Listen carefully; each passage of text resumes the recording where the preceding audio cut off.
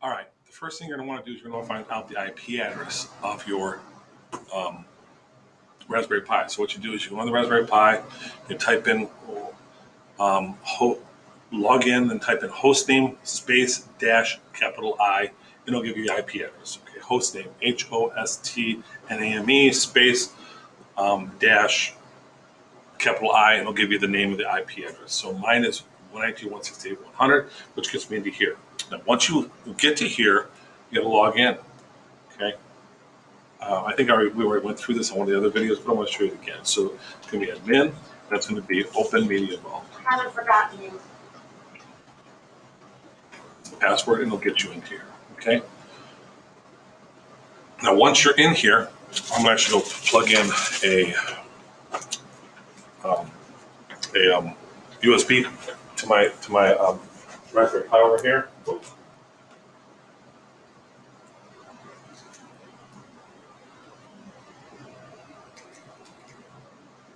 Get it plugged in here. There we go. So once it's plugged in, you've already hopefully gone to your password, change your password. So you come over here to this area right over here. I'm not going to remember this password. Over here to General Settings. Click on Web Administration. I think I already talked about change the password. Remember the password that you changed it to, because if you forget it, you won't be able to get into it anymore. Next step I've got to do is go to storage. So I'm going to come to the disks area here, and I'm going to see if something's loaded. There's a cruise. There's my cruise right there. Okay. I'm going to wipe it. Actually, I think I already wiped it, so it's already ready. I think all yours should be ready too, but I'm not going to worry about that right now. But you can wipe it just by clicking this button right here. I can also change the name of it if I want to. Or actually, it just says disabled. I'm not going to enable any of those things. So let's get out of there. Oops. Sorry, I lost it there. Let's go back into 192.168.0.100. Sometimes it takes a little time to go get into it.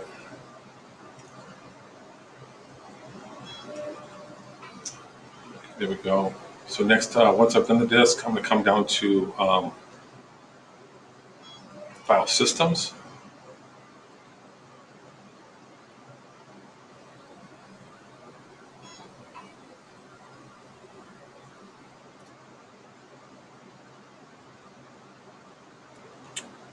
Okay, so when you get into here, you come to File Systems here.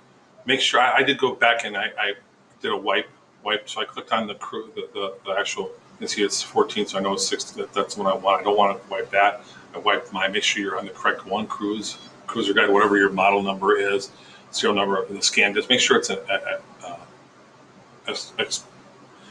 outside one. If it's already got it's already. I don't know if yours are. I think yours are formatted, so I don't know if it'll work. But you might be able to see it. If you come into this one here, File Systems here, and you can see it coming up here, then you know it's already there. If not, you got to hit Create. Come up here, click on that one. Because I wiped it, there it is right there. I'm going to choose that. I'm going to give it a label. I'm going to call it external underscore drive, or just external drive. Hit OK. Hit yes. I'm okay with it. Getting rid of all the data was on it, so it's not quite done yet. Let's get the tables all set for it.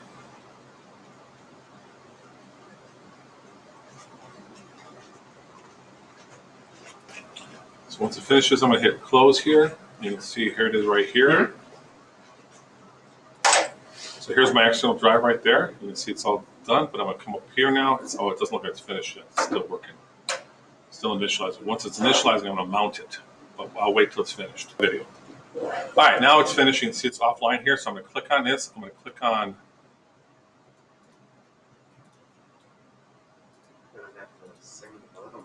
Click on. Oh, there. I'm sorry. That was on the wrong one. That was root. I don't want that one. I want external drive right here. Hit mount. Now it says online, so we're good to go, right? Looks like we are. So come down to shared. Come on, mount it.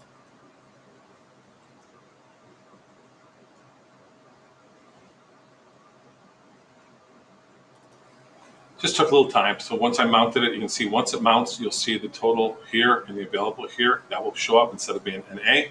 Then once I do that, I go to share folders. I'm going to create a folder. So I hit add.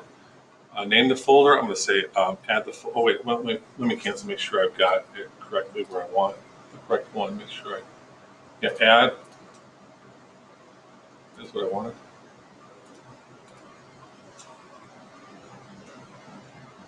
Just have to wait a second here. So click on add here. Come up here, give it a name. We'll just say files. Select the drive. Come up here, click on the arrow down. There's the external drive. That's where I want to put it.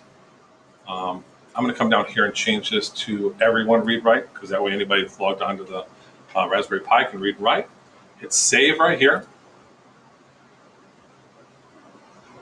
And there it is. There's the folder now. But now here, this comes up here. This a lot of times in Raspberry Pi, this stuff up here comes in Open Media Vault, comes up right here. You've got to hit apply, otherwise it won't be there. Hit yes, and then now it's actually creating the folder, the file. Okay, now I can actually create it.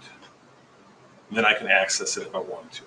That's how you create a folder in Raspberry Pi. I'm sorry, in Open Media Vault. It's almost done. It's applying it right now.